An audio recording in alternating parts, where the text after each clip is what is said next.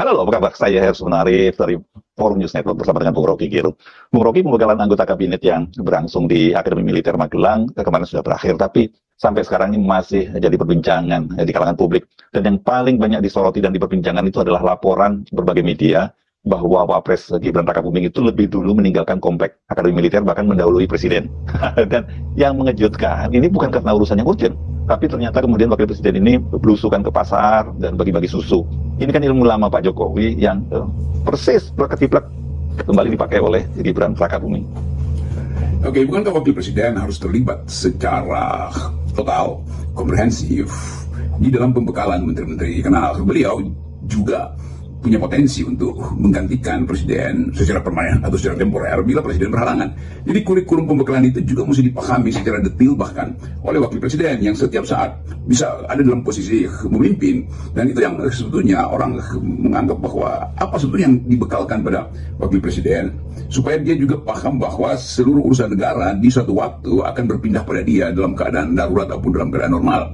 Kan itu fungsi penopang atau penunjang dari wakil presiden. Tapi terlihat ya jelas bahwa tidak terbaca fungsi itu pada wakil presiden, dan itu mungkin yang menjelaskan beliau merasa bosan dan atau kurang paham dengan apa yang dibicarakan, lalu memilih untuk pergi dari akmil, dari lembah tidar dan mencari lembah yang lain yang memungkinkan kamera ada di situ tuh.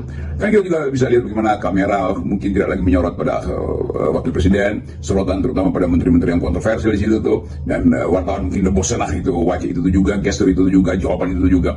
Jadi terlihat bahwa mulai ada kebosanan, semacam rasa nausea, rasa mual secara psikologis kalau kamera itu dihadapkan kepada wakil presiden.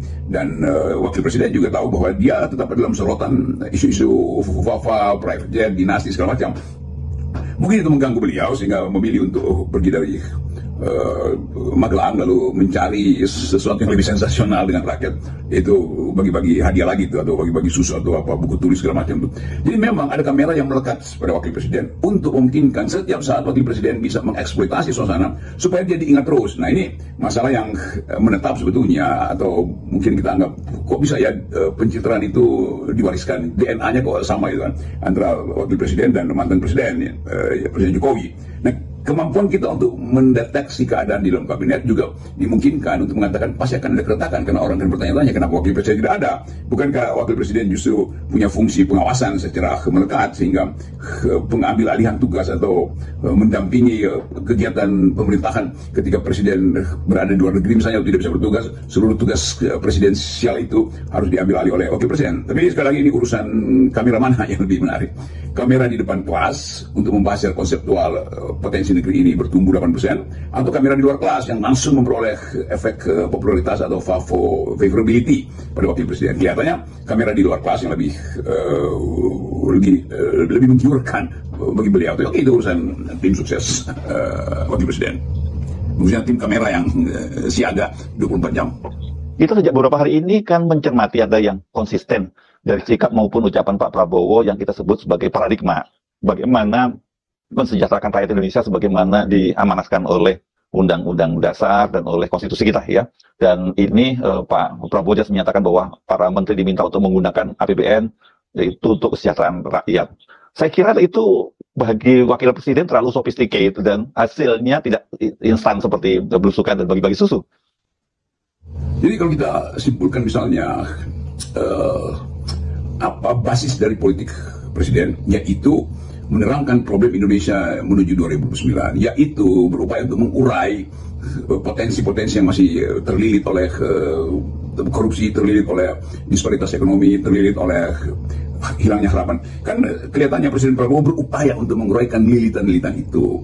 Jadi apa tidak atau terurai apa tidak itu urusan nanti, tetapi upaya itu yang diperlihatkan secara konsisten dari pembekalan konseptual di Hambalang lalu pergi pada pembekalan yang lebih teknis di Magelang. Tetapi kalau wakil presiden kita tanya apa yang akan jadi semacam blueprint di dalam politik wakil presiden, ya pencitraan.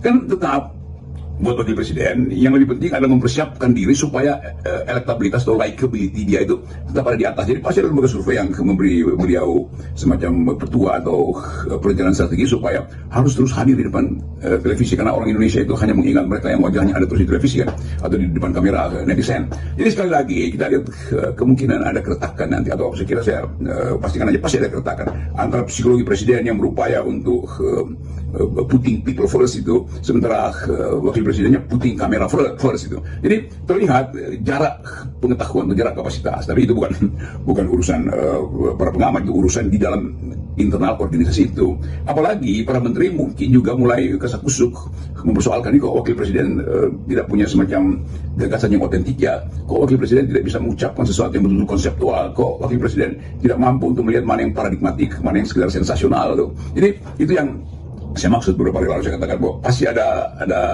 gap di dalam organisasi kabinet, pasti ada jarak intelektual antara wakil presiden dan para menteri itu, pasti ada semacam suasana yang tidak compatible walaupun dipaksa secara fisik, secara mental untuk bergaul satu sama lain di akademi militer, tetapi kemampuan untuk menyamakan persepsi itu kan basisnya adalah kapasitas intelektual, bukan lagi kapasitas penguasaan kamera-kamera digital tuh. Jadi mungkin sekali saya berhitung dalam 2 minggu ini itu krisis awal itu mulai terlihat, yaitu uneven, ketidaksetaraan di dalam kapasitas kepemimpinan, karena mungkin banyak menteri yang menganggap ya lebih penting jadi dealer daripada jadi leader tuh, karena itu wapresnya lebih enak deal dengan hal-hal yang sensasional ketimbang bicara hal-hal yang substansial.